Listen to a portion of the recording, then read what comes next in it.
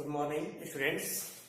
पिछले पार्ट्स में हम लोग एलिमेंट्री कैनाल के पिछले पार्ट्स में हम लोग जो है असोफाइगस तक पढ़ चुके थे। आज हम लोग को जो टॉपिक है वो रहेगा स्टमक। देखिए जो स्टमक होता है ये थोड़ा सी शेप की आकृति का होता है। जैसे अगर मान लीजिए ये असोफाइगस था तो इसी में जो है ये कुछ मुड़ा हुआ सी शेप आकृति का ये संरचना होता है। तो जो पूरा पार्ट होता है इसको हम लोग स्टमक कहते हैं। जो स्टमक होता है इसमें जो इसके मसल्स होते हैं वो काफी भंजमय होते हैं, इसका जो पेशीय स्तर होता है वो काफी भंजमय होता है और ये चार पार्टों में बटा होता है। सबसे ऊपर का जो भाग होता है इसे हम लोग कार्डियक पार्ट कहते हैं, कार्डियक पार्ट। इसके बाद इसमें फंडिक पार्ट आता है, ऊपरी भाग फंडिक पार्ट। फिर बॉडी ऑफ स्टमक आता है, बॉडी ऑफ स्टमक।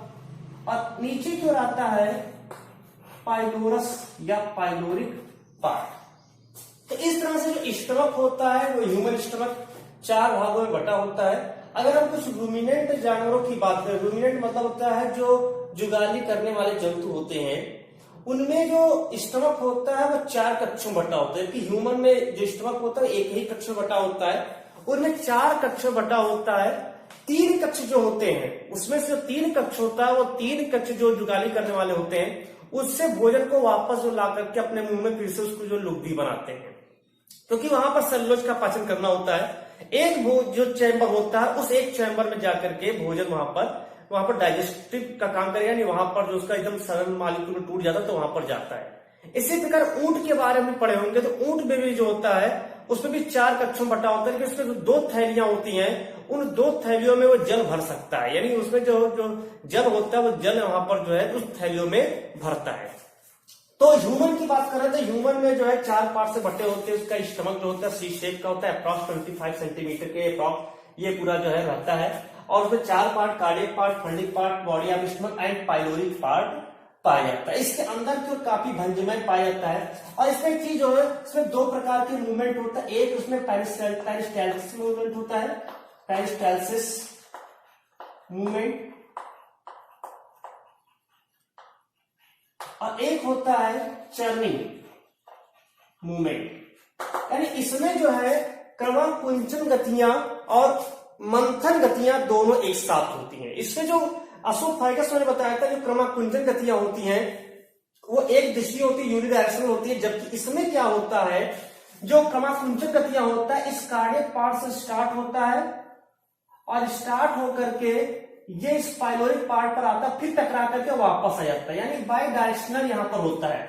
जो पेरिस्टाल्सिस मूवमेंट होता है वो बाई डायरेक्शनल होता है, बाई डायरेक्शनल होता है, द्विदिशीय होता है। यानी एक बार कार्डियक पार्ट से स्टार्ट होता है, पाइलोरिक पार्ट तक आता है, फिर पाइलोरिक पार्ट से वापस कार्डियक पार्ट की ओर चला जाता है।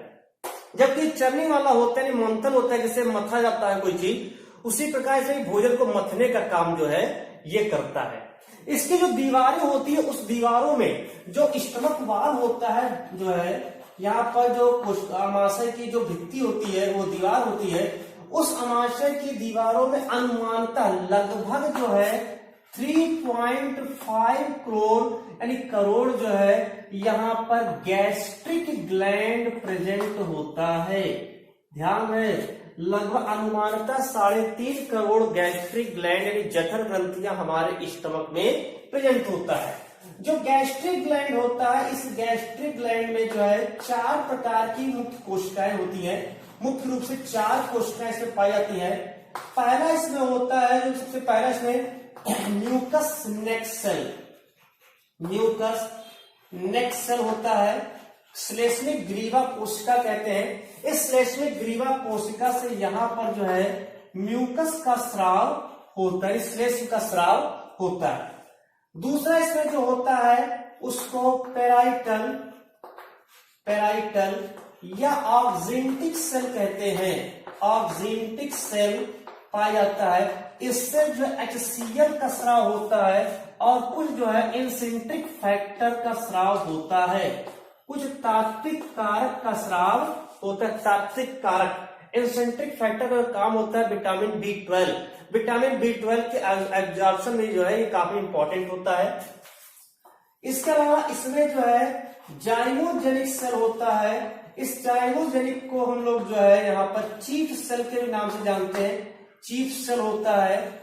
इससे जाइम शब्द जहां पर आ जाएगा ध्यान रखना है, यहाँ पर एंजाइम का स्राव होता है। तो इससे जो पेप्सिन होता है, इस पेप्सिन का जो प्रो एंजाइम है, पेप्सिन का जो प्रो एंजाइम होता है, जिसको हम लोग नाम देते हैं पेप्सिनोजेन, उस पेप्सिनोजेन का सिक्रीशन जो होता है वो इस जाइमोजेनिक सेल से होता है। और इसके अलावा इसमें जो है गैस्ट्रिक लाइपेज नामक एंजाइम का भी सिक्रीशन होता है। और अगर मान लीजिए शिशु प्रावस्था है, दूध पीते हैं मान लेते हैं, तो वहां पर जो है रेनिन का भी स्राव जो है यहाँ पर होता है।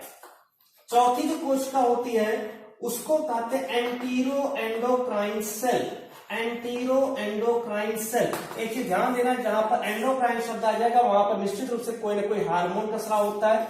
तो इससे यहाँ पर जो है गैस्ट्रिन हार्मोन का स्राव होता है। और हार्मोन के बारे में एक चीज और जान ले, जो हार्मोन होता है वो हार्मोन का संचय कहीं नहीं होता है, और ये जहां से जिन कोशिकाओं से एंडोक्राइन ग्लैंड से निकलता है वो सीधे जाकर के ब्लड में मिल करके पूरे शरीर में पहुंच जाता है, अपने टारगेट सेल को वहां पर जाकर के वो प्रभावित करता है।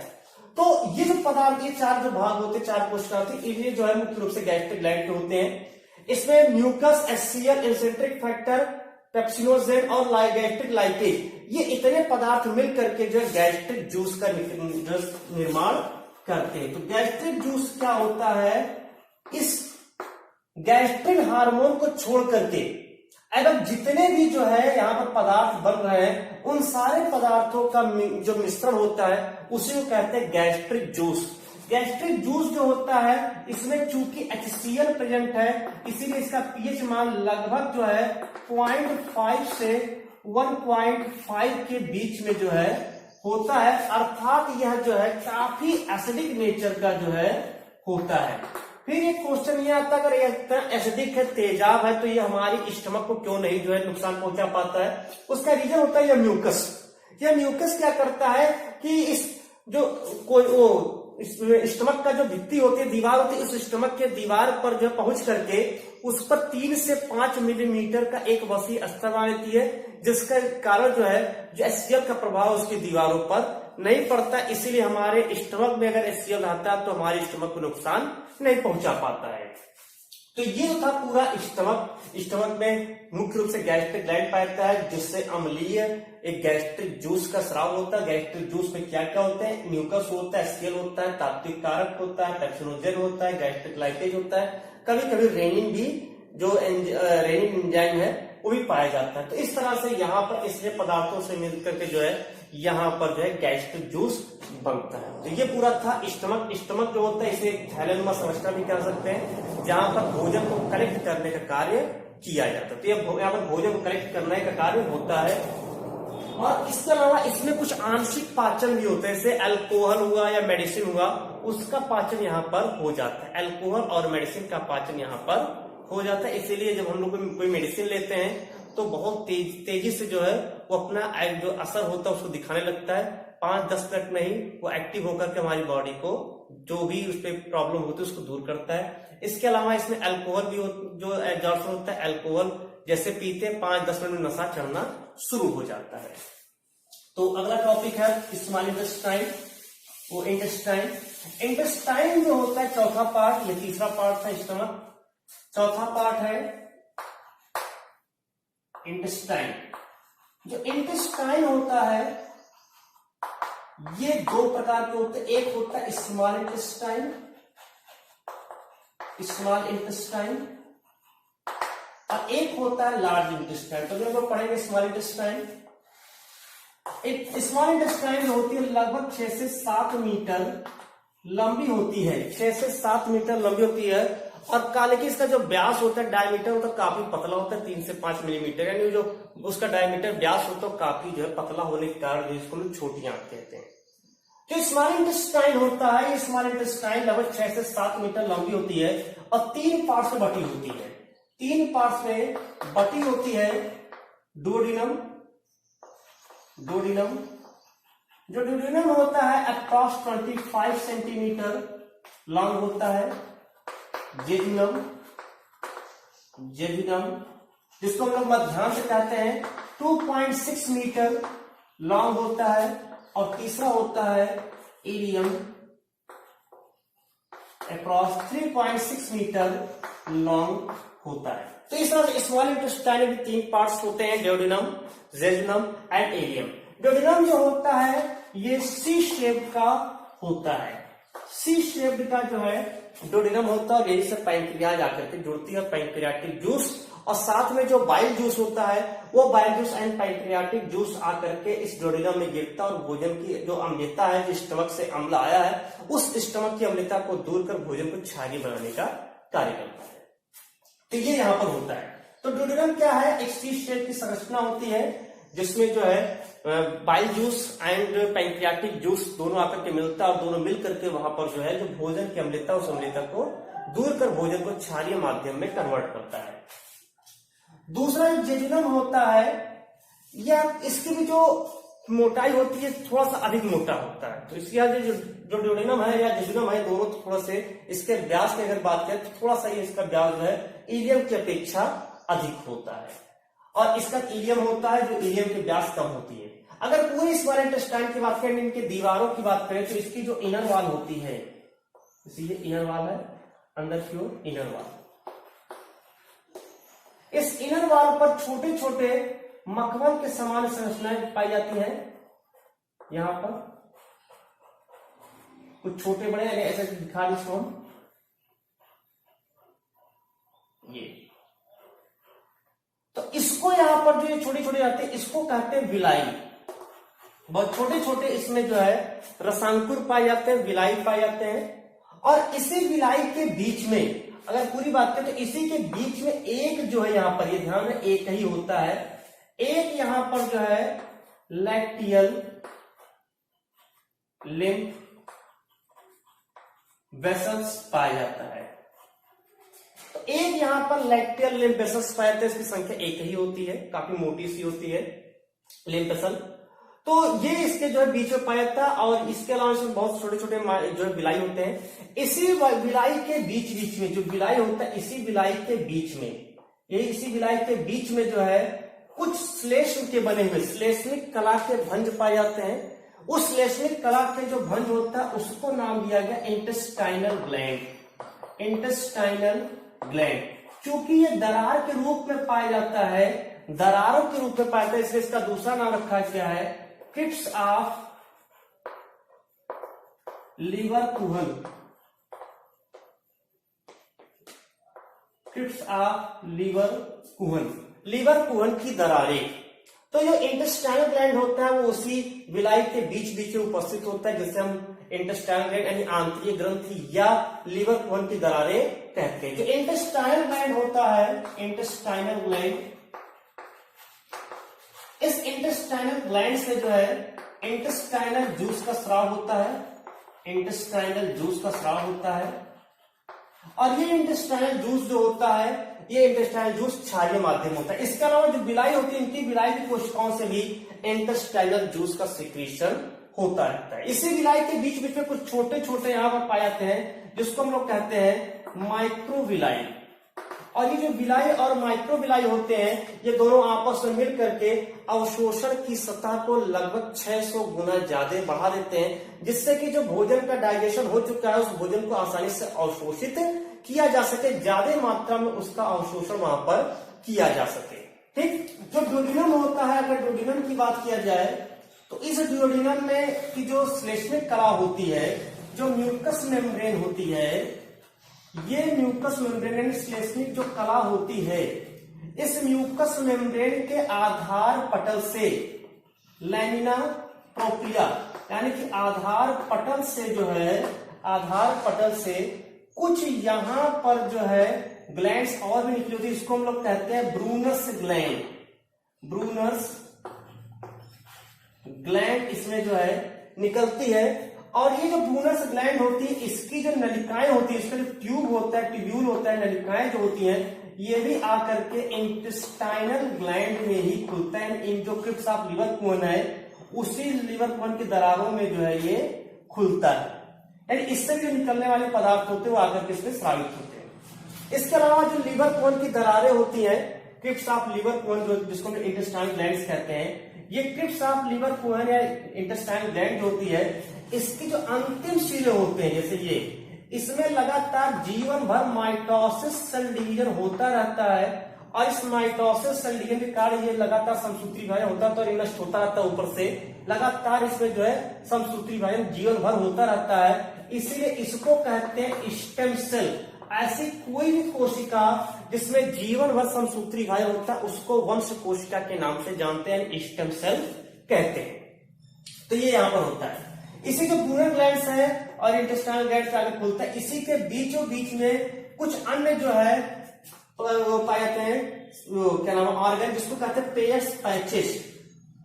पेयर्स पैचेस भी पाए जाते हैं, पेयर की पिंड पाए जाते हैं। ये जो पेयर्स पैचेस होते हैं, इसी में छोटे छोटे लिम्फ नोड्स पाए जाते हैं, लिम्फ नोड्स, और इस लिम्फ नोड से जो है यहाँ पर लिम्फोसाइट बनता है और ये लिम्फोसाइट जो है आने वाले रोगाणु जीवाणु आदि का भक्षण करके यानी माइक्रोफेज के रूप में कार्य करते हैं। तो ये पूरा स्मॉल इंटेस्टाइन का पार्ट है। स्मॉल इंटेस्टाइन जो होता है सबसे इंपॉर्टेंट पार्ट होता है, क्योंकि जो भोजन का डाइजेशन होता है और डाइजेशन के साथ साथ जो है एब्जॉर्प्शन की प्रक्रिया होती है, अवशोषण की प्रक्रिया होती है, पाचन और अवशोषण दोनों जो प्रक्रियाएं होती हैं, ये दोनों प्रक्रियाएं जो है स्मॉल इंटेस्टाइन में होता है। तो इसलिए काफी इंपॉर्टेंट होता है स्मॉल इंटेस्टाइन। उसमें सबसे हेल्प जो करता है विलाई एंड माइक्रोविलाई हेल्प करता है, जो भोजन का अवशोषण करता है। इंटेस्टाइनल ग्लैंड और विलाई की कुछ कोशिकाओं से जो है इंटेस्टाइनल जूस का स्राव होता है, जो हल्का क्षारीय होता है। 7.2 इसका पीएच 7.8 इसका पीएच मान होता है, जिसके कारण यह भोजन को पचाने में सहायता करता है। इसके अलावा जो ब्रूनर्स ग्लैंड भी पाया जाता है, जिसके जो नलिकाएं होती है, नलिकाएं से आकर के क्रिप्स ऑफ लीवर कोन की दरारों में ही खुलती है। उसी के बीच बीच में कुछ कोशिकाओं में पेयर्स पैचेस नामक एक छोटा सा पिंड, पीले रंग का पिंड पाया जाता है, जिससे लिम्फ नोड, जिसमें पाया है लिम्फ नोड से लिम्फोसाइट का निर्माण होता है। लिम्फोसाइट रोगाणु जीवाणु आदि का भक्षण करते, मान लेते कोई जीवाणु रोगाणु हमारे भोजन के साथ पहुंच गया तो उसको वहां पर नष्ट करता है। तो ये इसकी बात थी। अब आते हैं लार्ज इंटेस्टाइन पर। अब आते हैं large intestine.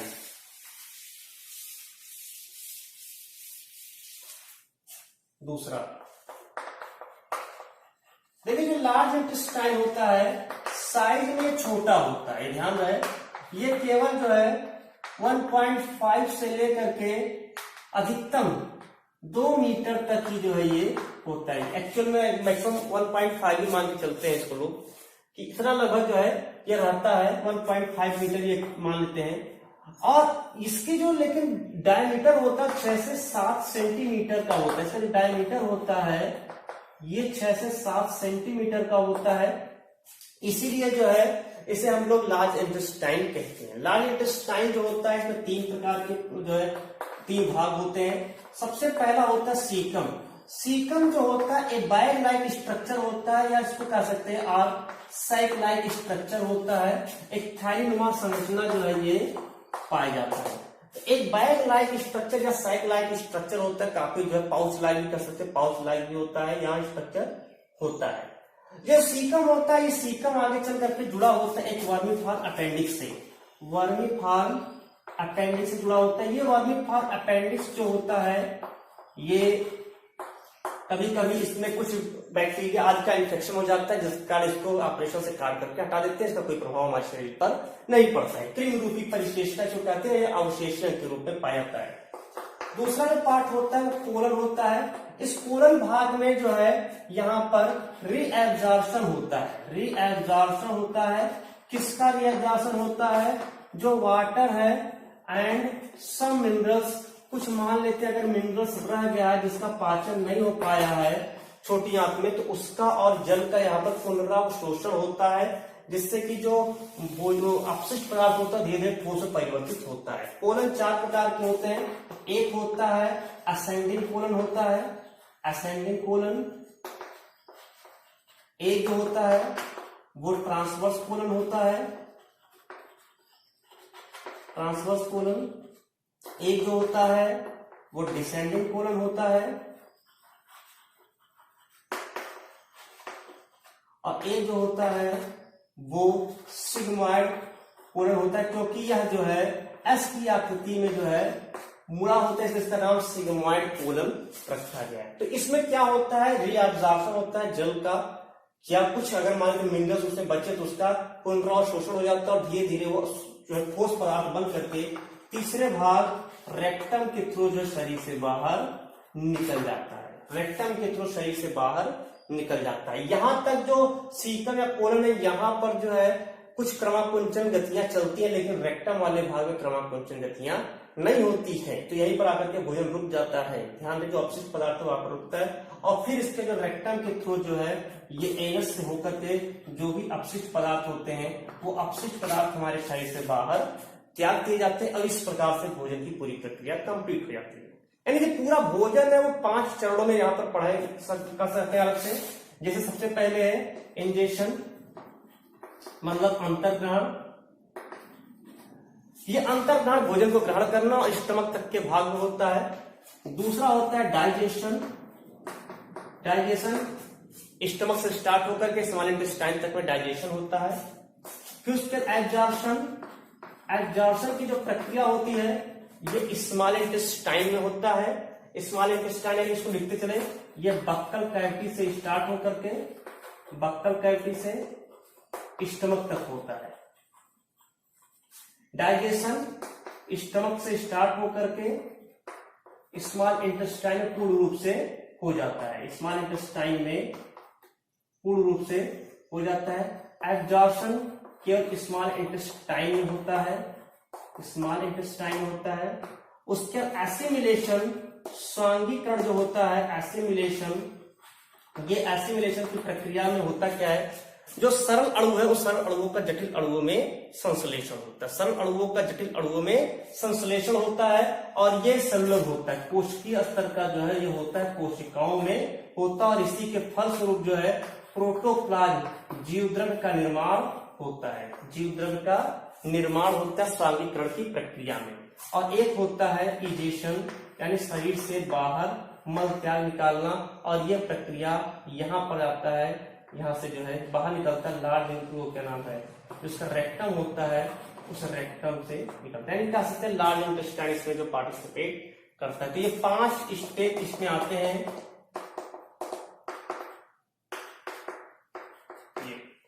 Ingestion, digestion, absorption, assimilation and egestion. तो इस तरह से जो पूरा डाइजेस्टिव सिस्टम था वो यहाँ पर उसके जो डाइजेस्टिव सिस्टम के पार्ट्स हैं या डाइजेस्टिव सिस्टम के जो फंक्शन है वो यहाँ पर समाप्त होते हैं। धन्यवाद।